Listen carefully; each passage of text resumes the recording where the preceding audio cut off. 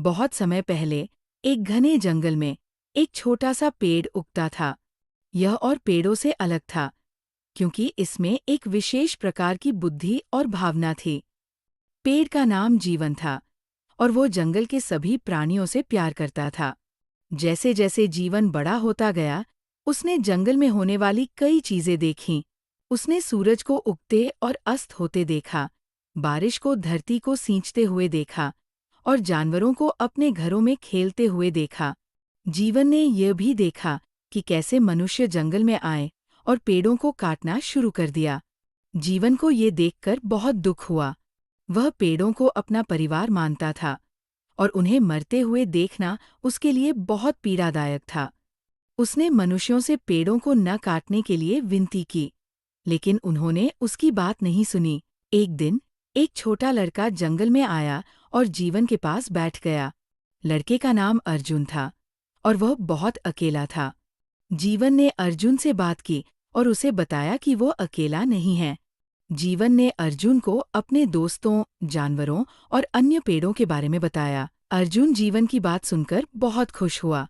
उसने जीवन से वादा किया कि वह हमेशा उसका दोस्त रहेगा और कभी भी पेड़ों को नहीं काटेगा। वर्षों तक अर्जुन और जीवन सबसे अच्छे दोस्त रहे। अर्जुन बड़ा होकर एक बुद्धिमान और दयालु व्यक्ति बन गया। उसने हमेशा पेड़ों और जानवरों की रक्षा की। एक दिन अर्जुन बहुत बूढ़ा हो गया और उसे पता था कि उसका समय आ गया है। वह जीवन के पास गया और उसे बताया कि वह मरने वाला है। जीवन बहुत दुखी हुआ, लेकिन उसने अर्जुन को बताया कि वह हमेशा उसकी याद रखेगा। अर्जुन मर गया और जीवन अकेला रह गया। जीवन बहुत अकेला था, लेकिन वह जानता था कि अर्जुन हमेशा उसके दिल में रहेगा। जीवन ने अर्जुन की याद में जंगल के सभी पेड़ों की रक्षा करने का फैसला किया। कई और साल बीत गए और जीवन जंगल का सबसे पुराना और सबसे बुद्धिमान पेड़ बन गया। जंगल के सभी जानवर और मनुष्य जीवन का सम्मान करते थे। जीवन ने सभी को सिखाया कि प्रकृति से प्यार करना और उसकी रक्षा करना कितना महत्वपूर्ण है। एक दिन एक युवा लड़की जंगल में आई और जीवन के पास बैठ गई। लड़की का नाम आशा था और वह बहुत जिज्ञासु थी। जीवन ने आशा को जंगल की कहानी और अर्जुन के साथ अपनी दोस्ती के बारे में बताया।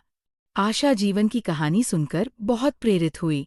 उसने जीवन से वादा किया कि वह हमेशा प्रकृति की रक्षा करेगी और दूसरों को भी ऐसा करने के लिए सिखाएगी।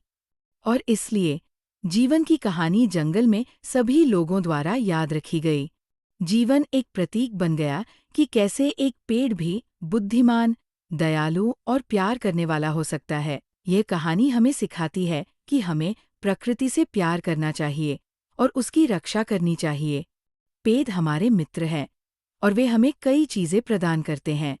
हमें हमेशा उनके प्रति दयालु होना चाहिए और उनकी रक्षा करनी चाहिए।